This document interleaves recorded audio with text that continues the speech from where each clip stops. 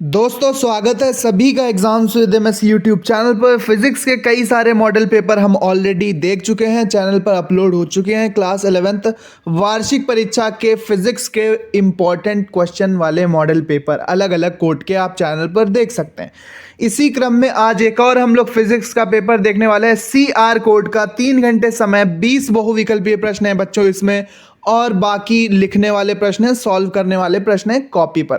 तो बहुविकल्पीय में कोई बच्चा लिख रहा था कमेंट में कि OMR शीट नहीं मिलती है उनको क्लास 11th में, जैसा कि 10th में मिलती है। तो कोई बात नहीं, आप इनके उत्तर कॉपी पर ही लिख देंगे जहां पर 20 बहुविकल्पीय प्रश्न आते हैं। जहां पर नहीं आते हैं, थोड़े प्रश्न आते हैं, 4 से 6 प्रश्न आते हैं बहुविकल्पीय, वहां पर उतने प्रश्न हल करना। तो यहाँ पर ये जो इम्पॉर्टेंट मॉडल पेपर है ये UP board, MP board, Bihar board, Jharkhand board, Rajasthan board सभी के लिए इम्पॉर्टेंट है। तो वीडियो को लास्ट तक देखना, चैनल को सब्सक्राइब कर लो। बाकी सब्जेक्ट के अलग अलग कोड के पेपर मैं आपको दिखाने वाला हूँ exams with MS YouTube channel पर। तो चलो देख लेते हैं CR कोड का पेपर। तो अभी तक वीडियो लाइक नहीं किया तो कर दो। आप ये वीडियो कौन से शहर या कौन से गांव से देख रहे हो, अपने शहर या गांव का नाम कमेंट में जरूर लिखना। तो देखो प्रश्न नंबर 1, वायु में ध्वनि की चाल किस भौतिक राशि का प्रभाव नहीं होता? ताप, आर्द्रता, दाब या वायु वेग। बच्चों अभी ये पेपर सॉल्व नहीं हो पाया है क्योंकि ये जस्ट किसी ने भेजा है, ठीक है, तो ये सॉल्व नहीं हो पाया, लेकिन आने वाले वीडियोस में हम इसका सॉल्यूशन भी लाएंगे। वर्षा की बूंद की वायु में सीमांत चाल क्या होगी? ये 4 ऑप्शन दिए हैं। किसी पिंड के जड़त्व, आघूर्ण और कोणीय त्वरण के गुणनफल को क्या कहेंगे? कोणीय संवेग, बल, आघूर्ण बल या फिर कार्य। अगला प्रश्न है, किसी व्यक्ति की आवाज पहचानी जाती है किससे? प्रबलता से, तारत्व से, गुणता से या स्वर अंतराल से। अगला प्रश्न है कि एक आदर्श गैस का दाब P और इसके एकांक आयतन की गतिज ऊर्जा E है, तो परस्पर संबंध क्या होगा? पहला ऑप्शन जो दिया हुआ है यहाँ पर यह है P = E होगा, ठीक है। P = E या P बराबर ½ E या P बराबर 2/3 E या फिर P बराबर 3/5 E। तो सही ऑप्शन चुनना है। इसके बाद एक पक्षी आकाश में उड़ रहा है, इसकी स्वतंत्रता की कोटियां कितनी होंगी? 3, 2, 1 या 0। अगला प्रश्न है कि हीलियम गैस के लिए Cp और Cv का अनुपात क्या होगा? 5:7, 7:5, 3:5 या 5:3। एक से एक बढ़कर बहुविकल्पी प्रश्न है। भाप इंजन की दक्षता कितनी होती है? 80%, 50%, 30% या फिर 15%। अगला है कि पानी का घनत्व अधिकतम कब होता है? 4 डिग्री सेल्सियस पर होता है। ये वाला सही है ऑप्शन। अगला प्रश्न है कि यदि एक तार को खींचकर 2 गुना कर दिया जाता है तो उसका यंग प्रत्यास्थता गुणांक कितना हो जाएगा? आधा रह जाएगा, समान रहेगा, 2 गुना या 4 गुना। नेक्स्ट प्रश्न है, पूर्ण कृष्णिका की अवशोषण क्षमता कितनी होती है? 1 होती है बच्चों, पिछले मॉडल पेपर्स में भी बता चुके हैं।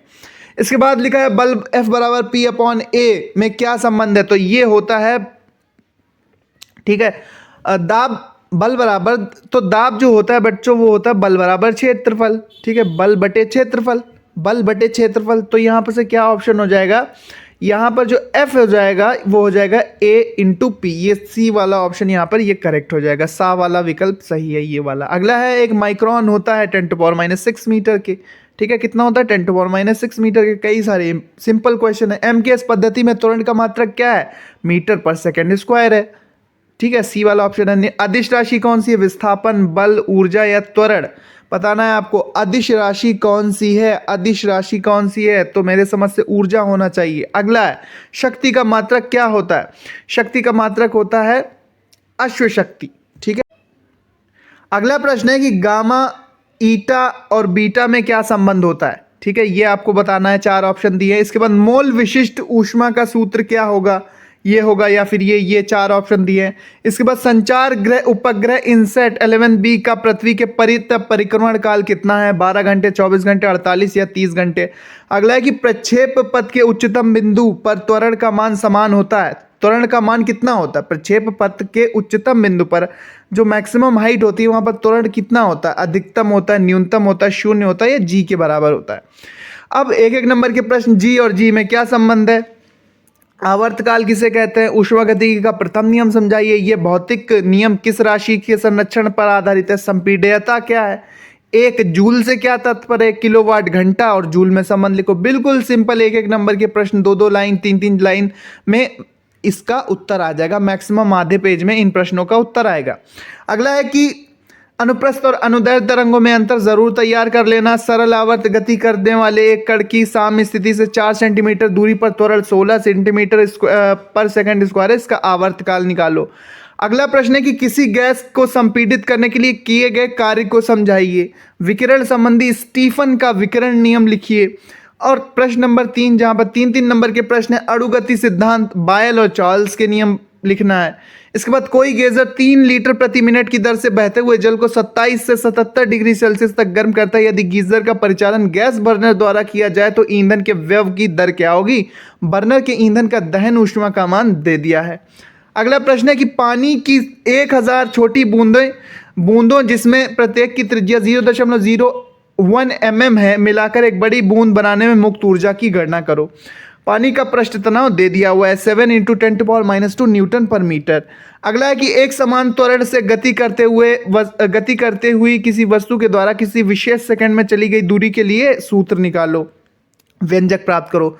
2 वेक्टर दे दिए हैं ए और बी, इनके मान दे दिए हैं, तो इसका परिणाम निकालना है, बीच का कोण निकालना है और ए क्रॉस बी निकालना है। ठीक है, जो वेक्टर वाला चैप्टर है वहां से निकलेगा। अगला है 10 किलोग्राम एवं 0.2 मीटर त्रिज्या की एक रिंग अपनी ज्यामितीय अक्ष के परितः 35 चक्कर प्रति सेकंड की दर से घूम रही है। उसके जड़त्व, आघूर्ण और घूर्णन गतिज ऊर्जा की गणना करो। अगला प्रश्न है कि अप्रगामी तरंग समीकरण व्युत्पन्न कीजिए, यानी डेरिवेशन कीजिए। प्रस्पंद और निस्पंद बनने की शर्तें क्या है? दर्शाइए कि 2 क्रमागत प्रस्पंदों के बीच की दूरी तरंग दैर्ध्य की आधी होती है। अगला प्रश्न है, अगर नहीं आता तो तांबे की चादर में एक छेद किया गया है, 27 डिग्री सेल्सियस पर छिद्र का व्यास 4.24 सेंटीमीटर है। इस धातु चादर को 227 डिग्री सेल्सियस पर तप्त करने पर छिद्र के व्यास में क्या चेंज होगा? तांबे का रेखीय प्रसार गुणांक दिया है।